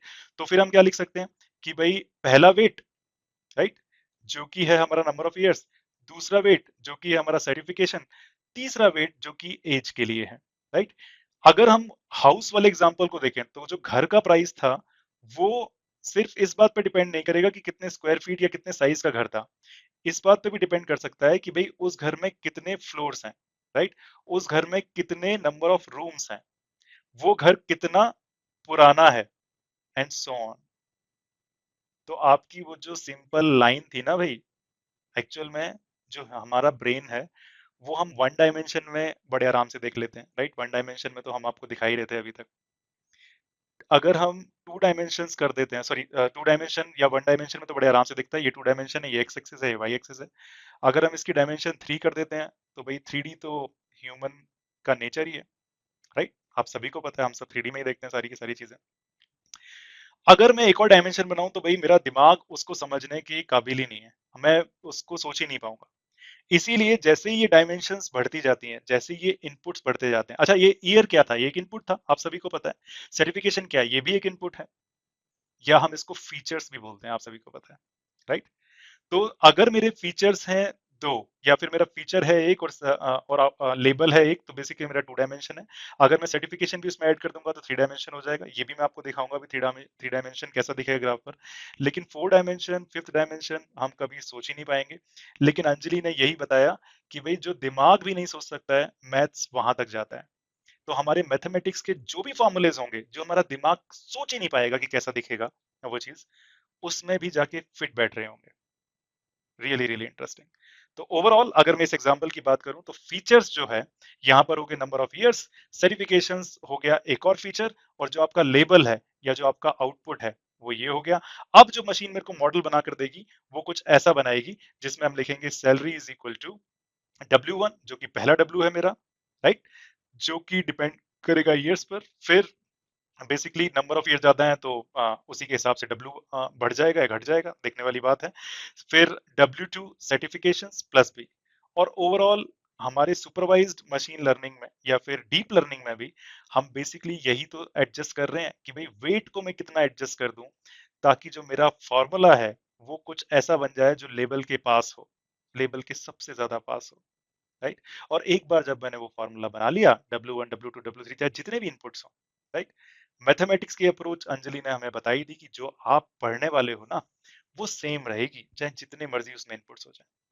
अगर आपको ये बात समझ में नहीं आई है तो भाई इट इज परफेक्टली फाइन, क्योंकि हम जैसे ही ये वन वेरिएबल वाला, कहने का मतलब इसमें सिर्फ एक वेट होगा, वो करना सीख लेंगे, उसके बाद हम इमीडिएटली इसके मैथमेटिक्स पर भी आएंगे, है ना। अच्छा, इसको हम और एक तरीके से कैसे लिख सकते हैं, वो जो हमारा ब्रैकेट वाला फॉर्म था उसको हम इस तरीके से लिखते हैं 104, है ना। 104 का मतलब क्या हो गया भाई, किसी का number of years of experience अगर 1 साल है, उसकी उसने एक भी सर्टिफिकेशन नहीं किया है तो उसकी सैलरी है 4 लाख। अगर number of years of experience 2 है, एक दो सर्टिफिकेशन की है तो सैलरी हो गई 8 लाख। ये भी एक रिप्रेजेंट करने का तरीका है। और अगर मैं आपको इसका ग्राफ दिखाऊं तो भाई आपको अच्छा ही लगने वाला है। देखिए नेक्स्ट पर हम ये ग्राफ देखते हैं। और बाय द वे ये जितने भी ग्राफ हमने बनाए हैं ये आप भी बड़े आराम से बना सकते हैं, है ना। और नेक्स्ट क्लास में, मींस जो कि क्लास वेडनेसडे को होने वाली है, उसमें हम यही देखेंगे कि इन ग्राफ को कैसे प्लॉट किया जाता है, किसकी हेल्प से, प्रोग्रामिंग की हेल्प से। और ये बहुत ही आसान रहने वाला है, do not worry about it. ठीक है, तो यहाँ पर अब भाई 3 डायमेंशन में देखिए ग्राफ बन के आया है। और यहाँ देखें तो हमने इस यहाँ पर number of years of experience लिखा है, यहाँ पर सर्टिफिकेशंस लिखा है, और ये मेरी है सैलरी, जो ऊंचाई है वो सैलरी को रिप्रेजेंट कर रही है। ये जो फ्लोर है इसमें एक number of years of experience है और एक सर्टिफिकेशन, राइट। तो कभी कभी इसको पढ़ना लोगों के लिए बहुत मुश्किल हो जाता है, क्योंकि भाई मैं हवा में इन पॉइंट्स को ड्रॉ करना चाहता हूँ कहीं पर, लेकिन क्योंकि मेरा जो मॉनिटर है वो 2 डायमेंशन है, उसमें 3 डायमेंशन को दिखाना थोड़ा सा मुश्किल है।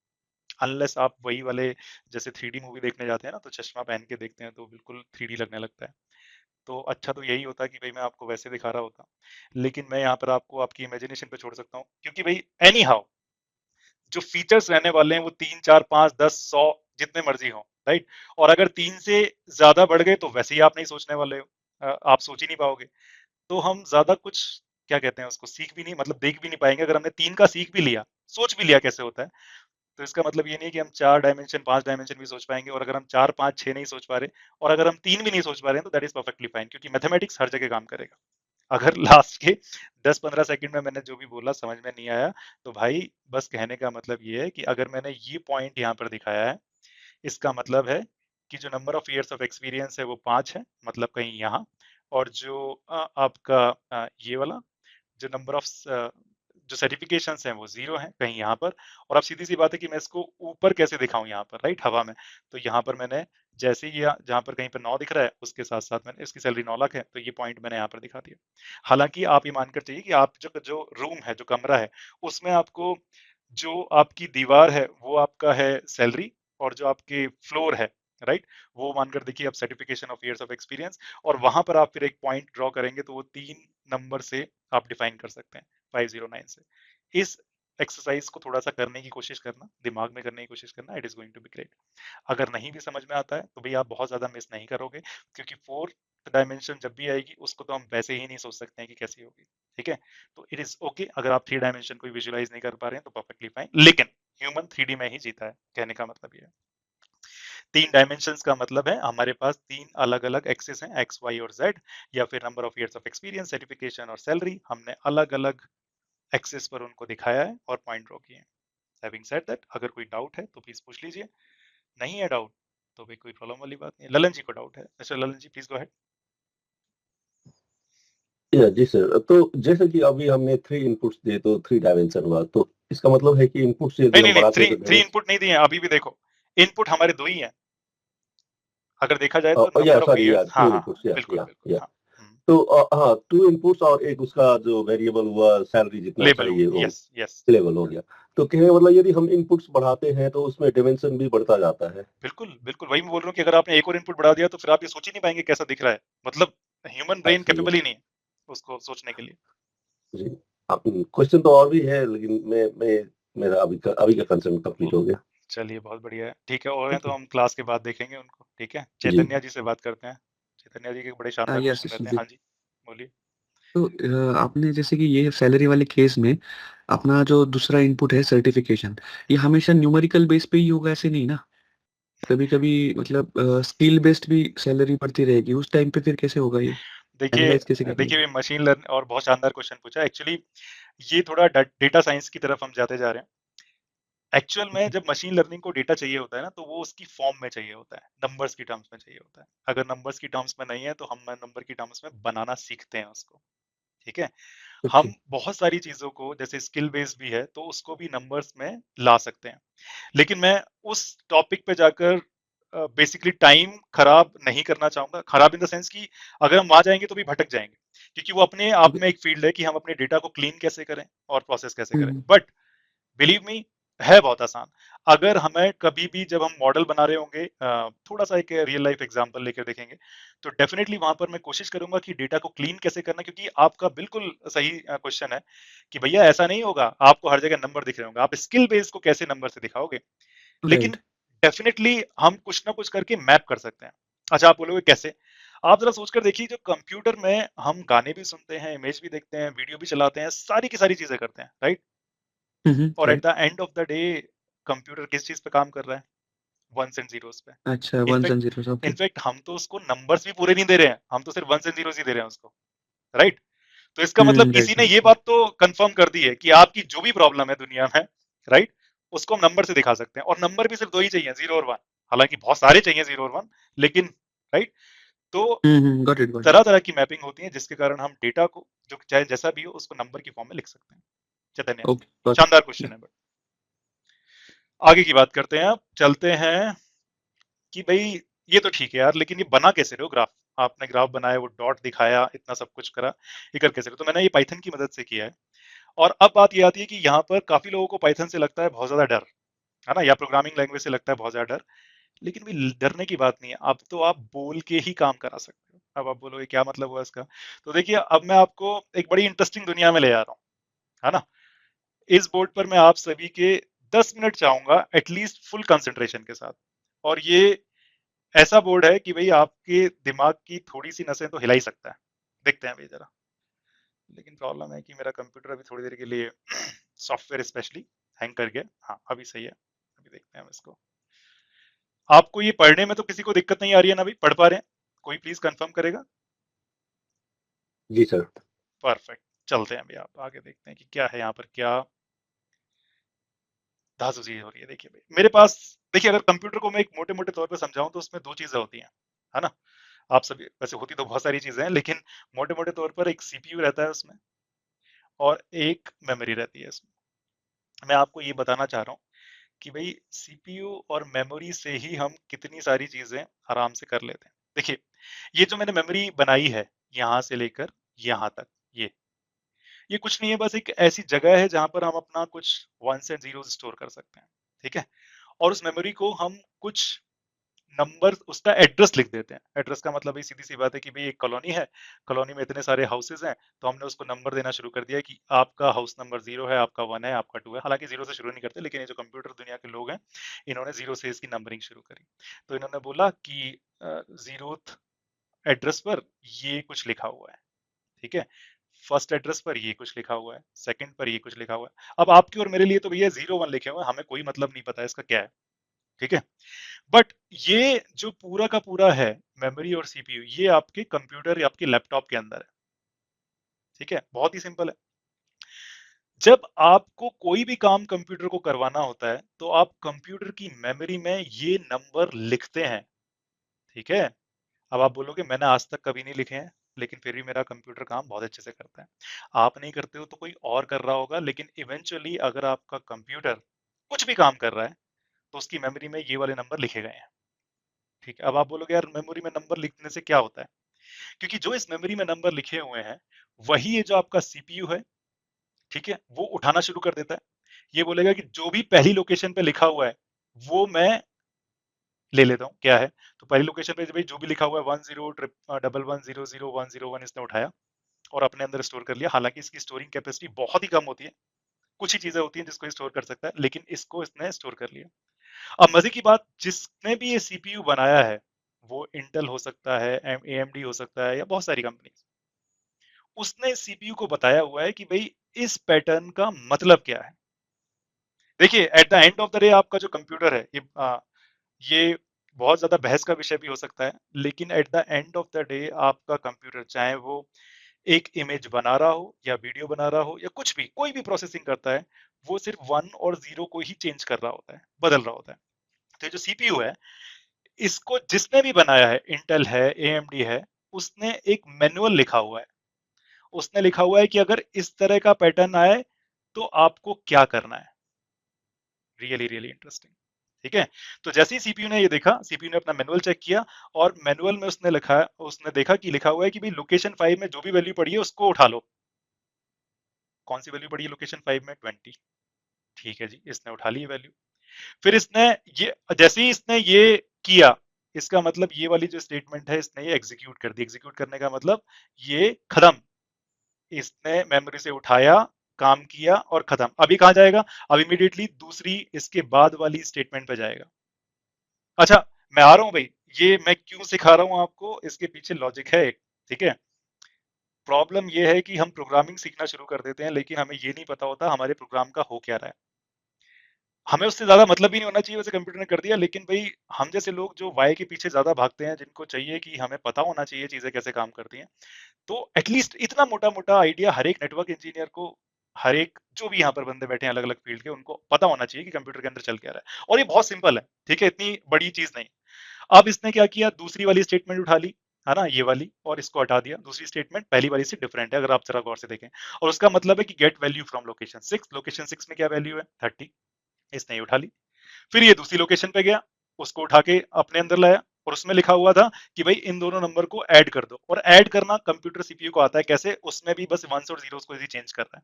20 और 30 को इसने ऐड किया और रिजल्ट आया उसका 50। चौथी स्टेटमेंट है ये, इसने बोला क्या, स्टोर कर दो इस रिजल्ट को 7 में। 7th मेमोरी लोकेशन है, मतलब 50। तो भैया देखिए आपके इतनी छोटी सी 4 लाइन ने क्या कमाल किया है। इन छोटी सी 4 लाइन ने 20 और 30 को, जो कि लोकेशन नंबर 5 और 6 पे थी, उनको ऐड कर दिया। ठीक है, और बाय द वे इसी को हम इंस्ट्रक्शन सेट बोलते हैं, किसी भी कंप्यूटर का, किसी भी, सॉरी, सीपीयू का। और पहले तो अगर आपने 8085 जो छोटे प्रोसेसर देखे होंगे उसमें ये कम होता था, अब जैसे जैसे बड़े होते जा रहे हैं काफी हो रहे हैं। लेकिन at the end of the day आप जरा सोच कर देखिए, सीपीयू लेवल पर सिर्फ 1s एंड 0s को पढ़ा जा रहा है, मैनुअल को देखा जा रहा है, उसके हिसाब से 1s एंड 0s को चेंज कर दिया जा रहा है, दैट्स इट। अब सवाल ये उठना चाहिए कि विष्णु जी ये तो बात सही है, और 90% लोग जितने यहाँ बैठे हैं उनको पता भी होगा।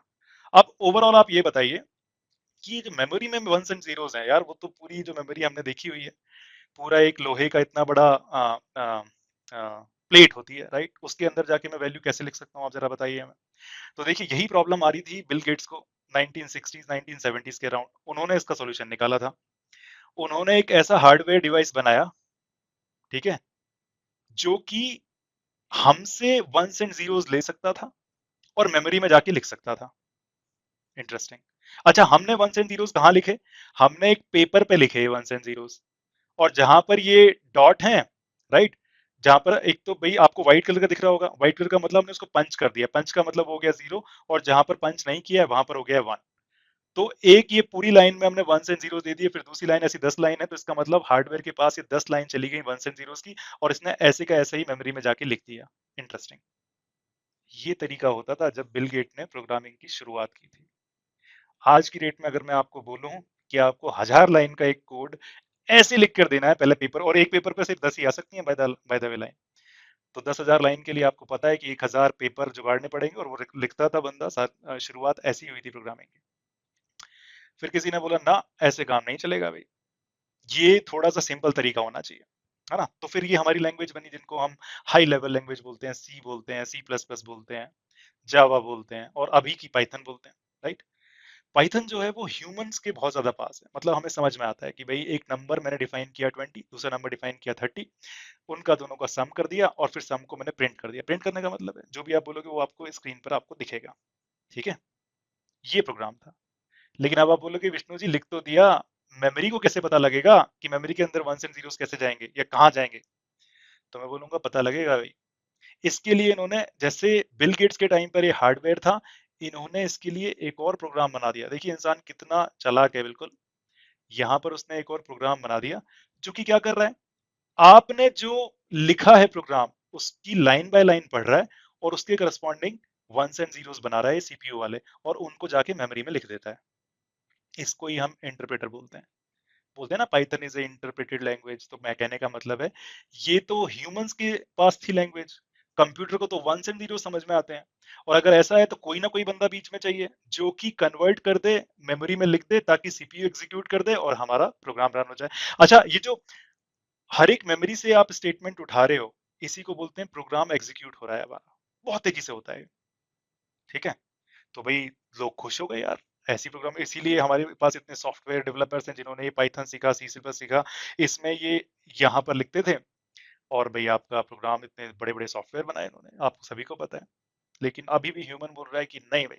देखिए हमारी हिस्ट्री देखिए 1960s से लेके जब हम पेपर पे पंच करते थे, हालांकि बीच में और भी हैं असेंबली लैंग्वेज है, लेकिन मैंने सोचा कि थोड़ा डिस्कशन को शॉर्ट रखेंगे। आप बोलेंगे कि अगर इतना ऐसा डिस्कशन शॉर्ट होता है तो भैया लॉन्ग क्या होता है आपके लिए, लेकिन ये पढ़ाना, ये बताना जरूरी है ताकि दिमाग खुले। यहाँ पे डिफरेंट फील्ड के लोग हैं। देखिए कंप्यूटर साइंस मुश्किल नहीं है अगर ठीक से पता है काम कैसे करता है ना। या फिर एक चीज ऐसे ही काम क्यों करती है, पीछे कब आए। अभी भी इंसान ने बोला कि ठीक है भाई आप पेपर से बढ़कर यहाँ पर पहुंच गए, बहुत ही बढ़िया है, हमारे पास एक लैंग्वेज होगी जिसमें लिख सकते हैं। अभी भी हम जैसे लोगों ने बोला जिनको ये भी देख के डर लगता है, इनफैक्ट मैं तो सही बताऊं तो नेटवर्क इंजीनियरिंग की दुनिया में आया ही इसलिए था कि यार प्रोग्राम ना लिखने पड़ जाए मेरे को, है ना। लेकिन अब दुनिया बदल रही है तो भाई ये भी सीखना पड़ेगा, क्योंकि सर्वाइवल तो हमेशा फिटेस्ट का ही होता है ना। तो ओवरऑल लोगों ने बोला कि हमें ऐसी प्रोग्रामिंग भी नहीं चाहिए, कुछ ऐसा हो जाए कि भाई मैं बोलूं कि write a program to add two numbers, और फिर हो जाए, और प्रोग्राम आ जाए मेरे सामने, ठीक है। फिर मैं बोलूं कि भाई समझाओ ये क्या लिखा हुआ है, तो वो समझा भी दे, एक एक लाइन में जाके समझाए, तो है मजे वाली बात। तो बिलीव मी ऐसा भी हो गया है, और कल हम इसी को देखेंगे कि ऐसा कैसे हो गया, ठीक है। अब हमें ना तो पंच कार्ड वाले पेपर की जरूरत है, ना हमें पाइथन में खुद से कोड लिखना है। अभी हम क्या बोलेंगे, हम तो एक चैटबॉट को जाकर बोलेंगे कि भैया ये वाला प्रोग्राम लिख दो, वो क्या करेगा, वो फिर एक्चुअल में हमारे लिए प्रोग्राम लिखेगा। वो यही प्रोग्राम होगा जो पहले ह्यूमंस खुद लिखते थे, अब कौन लिखेगा, हमारे लिए एआई लिखेगा। इसके बाद का प्रोसेस वही है सेम, प्रोग्राम इंटरप्रेटर होगा जो कन्वर्ट करेगा, यहाँ पर जाएगा, सीपीयू एग्जीक्यूट करेगा। लेकिन आप देखिए ह्यूमंस के लिए कितना सिंपल होती जा रही है चीजें, ठीक है। तो हमको अगली क्लास में मैं आपको यही बताने वाला हूँ कि भाई हम बोल के कैसे लिखवाएंगे प्रोग्राम, और अगर हमें कुछ समझ में नहीं आ रहा होगा तो हम उसको कैसे समझेंगे, ठीक है। अगर आपके दिमाग में, क्योंकि मेरे पास हालांकि 2 बोर्ड और थे आज को कंप्लीट करने के लिए, लेकिन एनी हाउ हम कंप्लीट नहीं कर पाएंगे, इसीलिए मैं उनको शुरू भी नहीं कर रहा हूं। तो अब अगर आपके दिमाग में हल्का सा भी डाउट है, हम 10 मिनट और हैं यहाँ पर, आप कोई भी क्वेश्चन अपने आपसे पूछ सकते हैं। मिस्टर साहू जी प्लीज पूछिए सवाल। या सो यहीं पर जो आपने नंबर 120 वेरिएबल जो आपने नंबर 2 इक्वल टू 30 दिया, तो ये क्या इंटरप्रेटर क्या करता है, इसको डायरेक्ट मेमोरी मोड देकर रीड करता है, राइट? यार सही बताऊं स्टोर तो, करता है। यार सही बताऊं तो इंटरप्रेटर काम कैसे करता है वो मेरे को नहीं पता, उसके लिए भाई थोड़ा सा एनालिसिस, आई थिंक पार्सिंग होती है, बहुत सारी चीजें हैं। लेकिन जो एंड रिजल्ट होता है वो उसका यही होता है जो कि आपके सीपीयू को समझ में आ जाए, या सीपीयू के करस्पॉन्डिंग कुछ स्टेटमेंट चली जाए, एंड रिजल्ट आपका। और बाय द वे इसको हम मशीन लैंग्वेज बोलते हैं, जो 1010 वाला है ना आपका, मेरे को या एक्चुअली ये समझ में नहीं आया कि इंटरप्रेटर आपने जो लिखा ना, इसका काम क्या होता है, मतलब इसका काम ये होगा कि आपकी प्रोग्राम को देखिए, और इसीलिए आपको ये जो प्रोग्राम है ये सिंथेटिकली या फिर बिल्कुल पाइथन के नियम के अनुसार ही लिखना पड़ेगा। ठीक है, आपके हम्म, प्रोग्राम को वो पूरे को लेगा, यहाँ पर हम्म, उसको एनालाइज करेगा कि भाई पहले तो ये ठीक ठाक लिखा है नहीं लिखा है। फॉर एग्जाम्पल प्रिंट की जगह आपने प्रिंट की स्पेलिंग में एन खा गए, मान लीजिए आप प्रिंट लिख दिया, राइट, तो ये यहीं पर बोल देगा हम्म, कि कुछ कुछ गड़बड़ है, आप देखो फोर्थ लाइन में जाकर कुछ गड़बड़ है, राइट। तो सबसे पहले तो हम्म, ये चेक करेगा कि आपने प्रोग्राम ठीक लिखा है या नहीं लिखा है। लॉजिकली नहीं, लॉजिकली तो उसको पता नहीं, लॉजिक तो आपको पता है, आप सम करा रहे हो, हम्म, राइट। बट उसके बेस पर जब ये पढ़ लेगा कि हाँ भाई सिंटेक्स में कोई गलती नहीं है, लिखा गया प्रोग्राम सही है, अब ये लाइन बाय लाइन फिर इसको कन्वर्ट करना शुरू करेगा। ऐसा भी हो सकता है कि सम करने के लिए इसको 3 या 4 स्टेटमेंट लिखनी पड़े आपकी ये बाइट कोड की या फिर मशीन लैंग्वेज की, राइट। तो हर एक ओके, लैंग्वेज के करस्पॉन्डिंग ये कन्वर्ट करेगा, और फिर इस पूरे के पूरे प्रोग्राम को जब आप रन कर रहे होंगे तो ये मेमोरी में जाएगा, और फिर सीपीयू जैसा मैंने आपको बताया वैसे एग्जीक्यूट करना शुरू करेगा। ये मैंने बहुत ही हाई ओके, लेवल पे बताया, लेकिन अगर आपको रियल में डिटेल में पढ़ने का है इसमें, तो देखिए मैंने इस कोर्स के साथ पाइथन का भी एक कोर्स डाला है, राइट। उसमें मैंने फर्स्ट और सेकंड क्लास में इन्हीं को बहुत डिटेल से समझाया है कि एक इंटरप्रेटर भी एक्चुअल में क्या काम कर रहा है। ठीक है, हम्म, ओके, एक बार उसको ओके, देखिएगा। चलते हैं या उज्जवल जी के पास। उज्जवल जी आप अपना क्वेश्चन, वैसे बाय द वे बहुत अच्छा क्वेश्चन था। उज्जवल जी आप अपना क्वेश्चन पूछिए। हाँ जी सर, मेरा जो क्वेश्चन था, जैसे हमारा जो मेन फाइंड आउट करना है जो एल्गोरिथम का, वो डब्ल्यू एंड बी वैल्यू, जो आपने पहले जो आपका स्लाइड में जो एक डेटा दिखाया था, बहुत सारा डेटा था, है ना।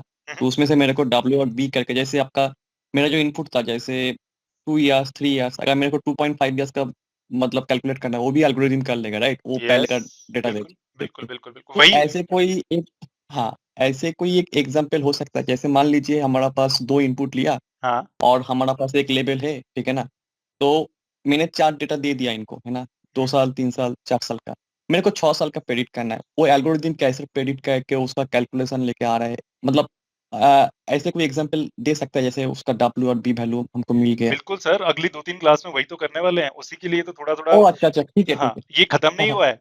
ये जो आपका लीनियर अच्छा रिग्रेशन अच्छा। जो हम कर रहे हैं ना, ये छठी क्लास में जाके एल्गोरिथम के साथ ही खत्म होगा, फिर हम क्लासिफिकेशन शुरू करेंगे। ठीक है, ओके ओके हम ओके, तो थैंक बस हर यू। दिन थोड़ा सा कुछ पढ़ लेते हैं, ताकि हम अपना देखिए, जैसे मशीन लर्निंग को जब हमने 4 भागों में डिवाइड किया था, तो डेटा को पढ़ना थोड़ा जरूरी था। जो नेक्स्ट टॉपिक है अब इसका, जब डेटा को हमें ड्रॉ करना आ जाएगा, थोड़ा सा देख लेंगे, राइट, पाइथन से। उसके बाद हम फिर शुरू करेंगे कि भाई वो जो एल्गोरिथम था, जो मॉडल था, वो कैसे बनाएंगे। ठीक है, थोड़ा सा ओके मैथ्स ओके बिना मैथ्स पढ़ाए उसमें इंक्लूड करेंगे। ठीक है, अंजलि की हेल्प ओके लेंगे ओके, उसमें। Thank you sir. परफेक्ट, शानदार सर क्वेश्चन। मेरा एक क्वेश्चन है छोटा वाला।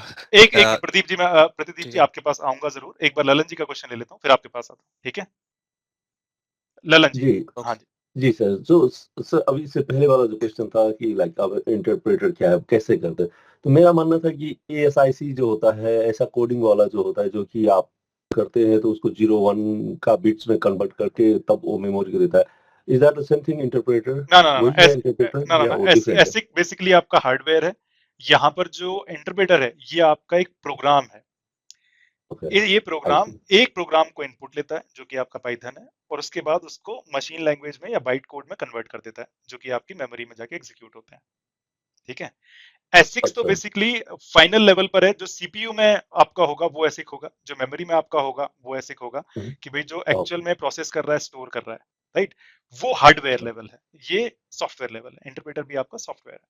ठीक है, तो जनरली हम जो बोलते हैं, जो कीबोर्ड से टाइप करते हैं लाइक ए और बी, उसका तो ऐसे कोड होता है ना, लाइक ए का कुछ कोड हुआ, अच्छा ऐसे वो बी का आप कोड। एसिक, ओ सो सॉरी सो सॉरी, अगर आप, मुझे लगा कि आप एसिक सर्किट्स की बात कर रहे हैं।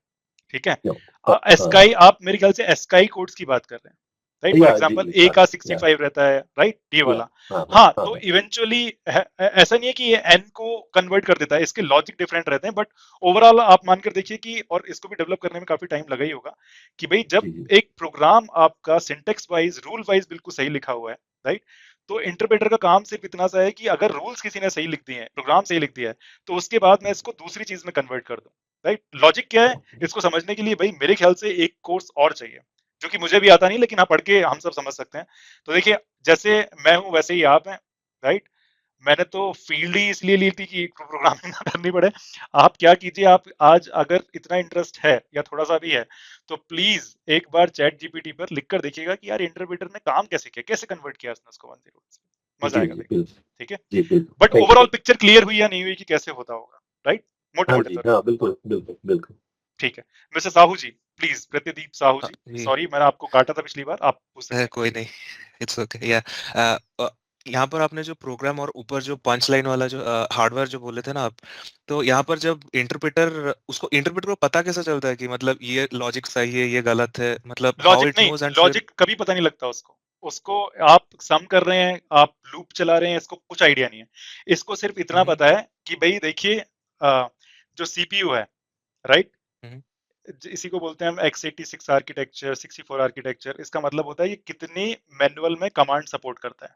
ठीक है, ओके इंटरप्रेटर का तो मतलब सिर्फ इतना सा है कि अगर वो इस सीपीयू के इस आर्किटेक्चर के लिए लिखा हुआ है तो आपके प्रोग्राम को ऐसे कन्वर्ट करेगा इतनी लाइंस में, राइट, इतने वंस एंड जीरोस में, जो कि सारे के सारे इस सीपीयू को समझ में आए। अगर नहीं कर पाया तो सीपीयू पे फिर आपका प्रोग्राम चलेगा ही नहीं, राइट। ओके तो करता कैसे है ये, भाई मेरे लिए भी अभी ये एक सॉफ्टवेयर इंजीनियरिंग का क्वेश्चन ज्यादा है, जो मुझे आइडिया नहीं है कि भाई कैसे कैसे करता होगा, लेकिन इसके लिए भी थ्योरी बहुत ज्यादा होगी मेरे ख्याल से, क्योंकि it is as good as कि आपने इंग्लिश लैंग्वेज में कुछ लिख दिया है। देखिए अब आप ये भी पूछ सकते हैं कि जैसे ही आपने please write a program to add 2 numbers लिखा, तो भैया इसने ये कैसे लिख दिया, ये तो ज्यादा बड़ी मैजिक वाली बात है ना। कुछ तो या आपका ये भी चल रहा होगा ना यहाँ पर जिसने कन्वर्ट किया हो। तो मुझे अभी ये समझ में जी नहीं आ रहा कि लोग सिर्फ इसके पीछे ही क्यों है कि भैया ये इंटरप्रेटर ने कैसे कर दिया। मेरे ख्याल से तो ताज्जुब यहाँ पर होना चाहिए, है ना। ये डीप लर्निंग का कमाल है आपकी, और बेसिकली ये तो हमारे पास पता नहीं कितने साल से है। हाँ, मुझे पढ़ना चाहिए था इसके बारे में, लेकिन लेकिन मुझे नहीं लगता कि अभी अगर मैं इसको नहीं पढ़ रहा हूँ, क्योंकि भाई ये भी काफी डीप में जाके समझने वाला टॉपिक है। तो मैंने मोटे मोटे तौर पे समझ लिया कि करता क्या है, दैट्स इट। तो इसका मतलब यही है कि इंटरप्रेटर का काम है कि वो लाइन बाय लाइन देखेगा, जहां पर गलत नहीं होगा तो फिर वो जीरो एंड वंस में कन्वर्ट करके मेमोरी में स्टोर करेगा and CPU is going to executed, yes. Coordinate या एग्जीक्यूट। वैसा है ना, मैं गलत तो समझा नहीं, राइट? नहीं नहीं नहीं, बिल्कुल सही मतलब समझा, ठीक है। बिल्कुल सही और समझा। एक चीज, वो जो हार्डवेयर आपने जो ऊपर बिलगेट्स वाला एग्जांपल दिया था ना, हाँ जी। जो पंच, तो वो इंटरप्रेटर से क्या कैसे, मतलब क्या डिफरेंस है, मतलब वहीं से वो इवॉल्व होकर इंटरप्रेटर क्यों है, मतलब एक देखिए क्वेश्चन है यहाँ पहले, पे, हाँ पता नहीं। देखिए पहले तो हम्म, एक्चुअली ये सब कुछ था ही नहीं ना, ये प्रोग्रामिंग लैंग्वेज थी ही नहीं। बिल ओके गेट को या फिर उस टाइम के सॉफ्टवेयर इंजीनियर्स को ये पता था कि मेमोरी में किसी भी तरह से 1010 डाल दूं, राइट। ओके और इनको ये पता था कि सीपीयू क्या क्या सपोर्ट करता है, राइट। उसके हिसाब हम्म से अगर मैं डाल दूं तो और पहले तो भाई हम सिर्फ ये नंबर ऐड कर सकते थे, मान लीजिए 20 30 किया, लेकिन ट्वेंटी या थर्टी को 50 बार ऐड करना है, किसी भी 2 नंबर को ऐड करना है तो लूप बनानी पड़ेगी हमें, राइट। तो एक हम्म प्रोग्राम को एक सीक्वेंस में बेसिकली एग्जीक्यूट होना चाहिए। तो हम्म ऐसा कितना गड़बड़ होता कि मैं सीपीयू को सिर्फ एक स्टेटमेंट देता और वो करता और बात खत्म हो जाती, नहीं। तो इन्होंने क्या किया, इसके जरिए एक्चुअल में मेमोरी को एक साथ एक के बाद एक कमांड देना शुरू किया, जिसको कंप्यूटर एक के बाद एक पढ़ता है और एग्जीक्यूट करता चला जाता है, वो आपका प्रोग्राम कहलाता है। तो यहाँ पर इनकी बस एक ही प्रॉब्लम थी कि मैं किस तरह से मेमोरी के अंदर वंस एंड जीरोस लगाकर लिख दूं, राइट। तो किसी ने हार्डवेयर बनाया होगा जो कि जैसे ही आप ये पेपर डालते हैं, पेपर की लोकेशन देखता है कि अरे यहाँ पर पंच है इसका मतलब 0 है, जहां पर पंच नहीं है उसका मतलब 1 है, और वैसे का वैसे ही जाके अब कैसे लिखता है ये नहीं पता कि भाई हार्डवेयर कैसे मेमोरी को एक्सेस करता होगा। ओके अच्छा, इसका मतलब तो ये तो बहुत डिफिकल्ट होता होगा, क्योंकि जीरो वन में पूरा सब लिखना पड़ता है, मतलब इंग्लिश में कुछ लिखना ही नहीं पड़ता होगा, इट्स लाइक बिल्कुल जीरो एंड बिल्कुल, वन, राइट? इसीलिए तो जिनको कंप्यूटर साइंस समझ में आती है वो इस वाली प्रोग्रामिंग लैंग्वेज जो ये कर रहे थे, अभी सीधी सी बात है, इसमें लिखना ज्यादा आसान है ना as compare to this paper. या तो आप सोच कर करेक्ट। देखो उस जमाने के लोगों को अगर ये प्रोग्रामिंग लैंग्वेज, वो तो पागल हो गए होते यार, ये तो कमाल ही हो गया, राइट, और हो भी गए थे, इसलिए जी सॉफ्टवेयर इंजीनियर्स बहुत ज्यादा बने थे। आज के टाइम ओके में ये हो रहा है, तो हमें भी भाई, हम भी कुछ एक ऐसी ही, और ये चलता ही रहेगा, आने वाले टाइम में कुछ और भी आ जाएगा, राइट। आप दिमाग में सोचेंगे क्या पता प्रोग्राम एग्जीक्यूट भी हो जाए, लेकिन अभी जी मैं कल आपको ये करके दिखाऊंगा कि भाई हम ये बोलेंगे और वो लिखेगा। और बाय द वे आप सबसे रिक्वेस्ट है कि गूगल कोलैब एक टूल है जिसके ऊपर हम, प्लेटफॉर्म है जिसके ऊपर हम सारी की सारी अपनी प्रोग्रामिंग और ये सब कुछ करेंगे। तो अगर आपके पास एक जीमेल एड्रेस है, राइट, या जीमेल ईमेल है आपके पास, दैट इज परफेक्टली फाइन। अगर है तो आप जाके गूगल कोलैब पर एक अकाउंट बना लीजिएगा, एंड दैट इज इट। वही आपका सारा का सारा प्रोग्राम होगा, या फिर हम जिस पे बनाएंगे सारी सारी चीजें करेंगे। ओके, आई होप कि आप सभी को आज की क्लास अच्छी लगी, नहीं लगी तो भाई आप व्हाट्सएप पे भी चर्चा कर सकते हैं, कुछ डाउट है तो वहाँ पर पूछ सकते हैं, और बेस्ट ऑफ माय एबिलिटीज मैं बताने की पूरी कोशिश करूंगा। और थैंक यू सो मच, अगर किसी को इंग्लिश क्लास में आना है तो भी आ जाइए। Thank you so much for your lovely emojis also, Lalan ji की ताली, और यही मेरे को भाई बहुत ज्यादा मोटिवेटेड रखता है। Thank you so much Milind Patil ji. ठीक है, मिलते हैं मिस्टर साहू जी, उज्जवल जी, अरे भाई जिन्होंने क्वेश्चन नहीं पूछे हैं वो भी ताली बजा ही सकते हैं। Thank you so much, thank you so much Divya. Bye for now, see you day after tomorrow, जो कि है भाई हमारी वेडनेसडे। वेडनेसडे को मिलते हैं इसी टाइम पर, और बहुत कुछ इंटरेस्टिंग करेंगे, पाइथन को सिरे से समझेंगे कि भाई एक्चुअल में कैसे, और समझना भी इतना ज्यादा नहीं है क्योंकि दूसरा कंप्यूटर ही कर रहा होगा। Bye for now, see you. Thank you sir. Thank you.